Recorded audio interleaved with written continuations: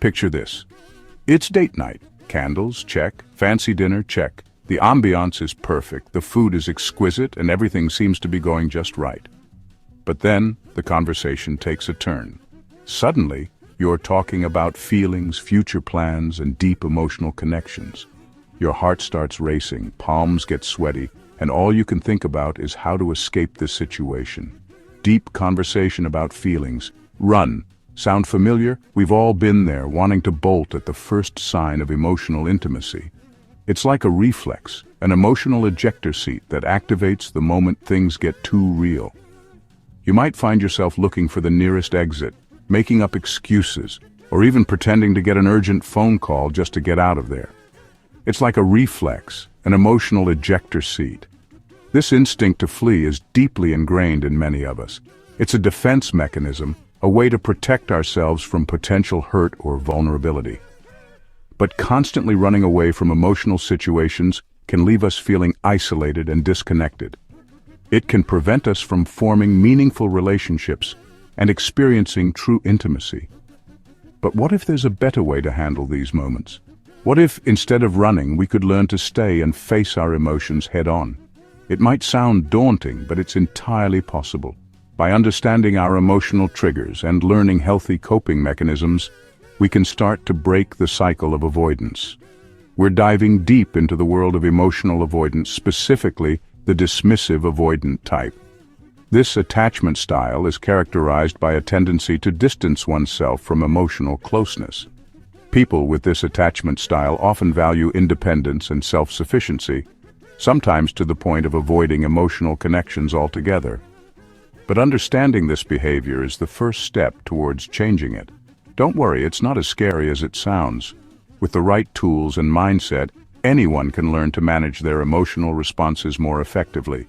It's about taking small steps, like practicing mindfulness, seeking therapy, or even just talking to a trusted friend about your feelings. These actions can help you build emotional resilience and create healthier relationships. Think of it as emotional spring cleaning, time to dust off those feelings and let them see the light of day. Just like cleaning out a cluttered room, addressing your emotional baggage can be liberating. It allows you to make space for new experiences and deeper connections. It's not about erasing your past, but understanding it and learning from it. Ready to trade those running shoes for some emotional hiking boots? Let's go. Embrace the journey of self-discovery and emotional growth. It's a path that might be challenging at times, but the rewards are worth it. You'll find that facing your emotions rather than running from them leads to a more fulfilling and connected life. So lace up those boots and take the first step towards emotional freedom. So, what exactly is a dismissive avoidant? It's a term used in attachment theory to describe someone who tends to distance themselves emotionally from others. They often come across as self-sufficient and independent, but there's more to the story. Imagine a castle, strong and impenetrable. That's your heart. The walls are high and the moat is wide, keeping everyone at a safe distance. This fortress represents the emotional barriers that dismissive avoidants build to protect themselves. The drawbridge? Yeah, that rarely comes down. Dismissive avoidants value independence and self-reliance above all else.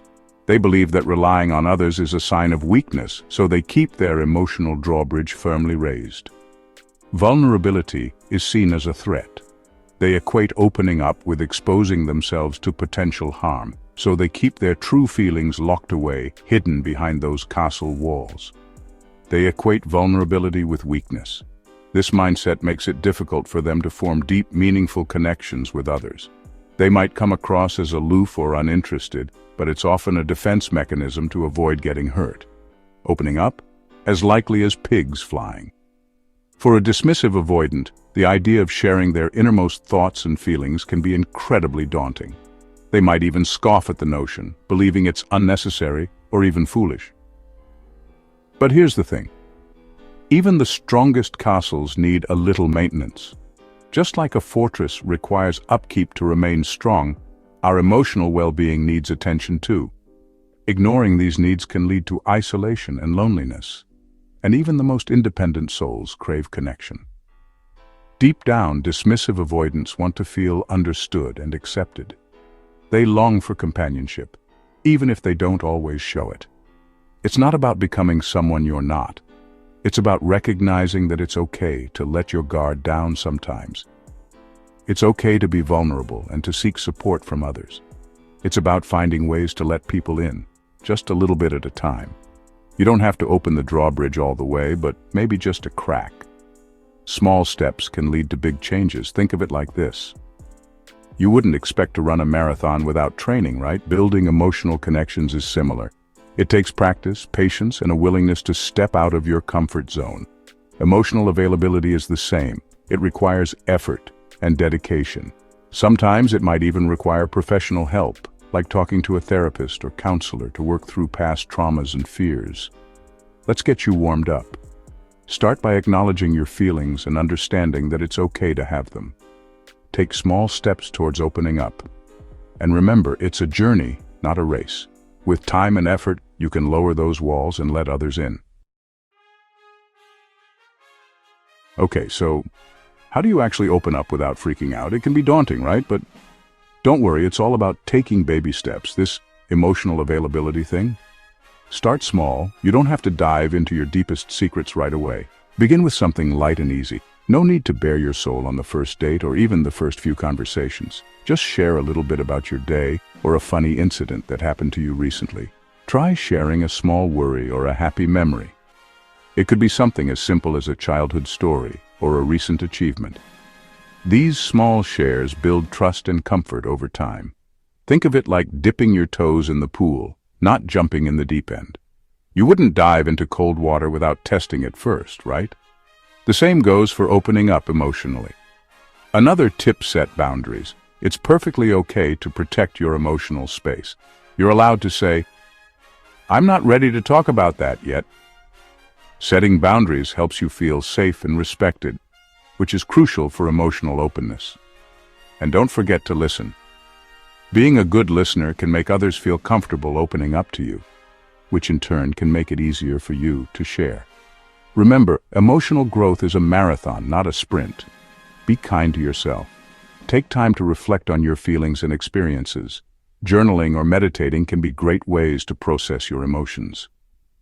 Opening up is a journey, and it's okay to take it one step at a time. Celebrate your progress, no matter how small it may seem.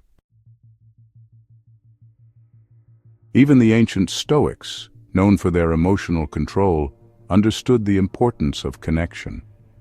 Marcus Aurelius, the OG philosopher-emperor, once said, "The happiness of your life depends upon the quality of your thoughts."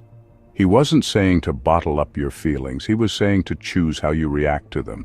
You can be strong and independent, emotionally open. It's not an either-or situation. It's about finding the balance that works for you. Sharing your feelings might seem scary, but it can also be incredibly rewarding. It's like finally scratching that itch you couldn't reach. When you allow yourself to be vulnerable, you open yourself up to deeper, more meaningful connections. Think about it. Don't you feel closer to friends who share their true selves with you? Vulnerability is the key to intimacy. It's what separates the casual acquaintances from the ride-or-die friends. Section 6. Vulnerability. Not just a word your therapist uses. Vulnerability isn't about oversharing or being weak. It's about being authentic. It's about letting people see your true self, even the messy bits. Think of it as emotional honesty. And honesty, as they say, is the best policy. It's scary, yes, but it's also incredibly freeing, and the more you do it, the easier it gets. Section 7. It takes a village and maybe a therapist. Opening up emotionally isn't always easy. It's okay to ask for help. Talk to a trusted friend, a family member, or a therapist. Think of it like learning a new language. You wouldn't expect to become fluent overnight, would you? Emotional availability is a skill, and like any skill, it takes practice. And sometimes, you need a coach to guide you along the way. Section 8. Share your story. We're listening. Have you struggled with emotional avoidance? What tips have helped you open up? Share your experiences in the comments below. Your story could be the inspiration someone else needs to start their own journey toward emotional availability. Let's create a supportive community where we can learn from each other and grow together. Section 9. Let's keep the conversation going. Don't forget to like, subscribe, and hit that notification bell so you never miss an episode of Emotional Availability Adventures. We'll be back next week with more tips, tricks, and laughs on how to navigate the wild world of feelings. Until then, stay open, stay curious, and stay connected.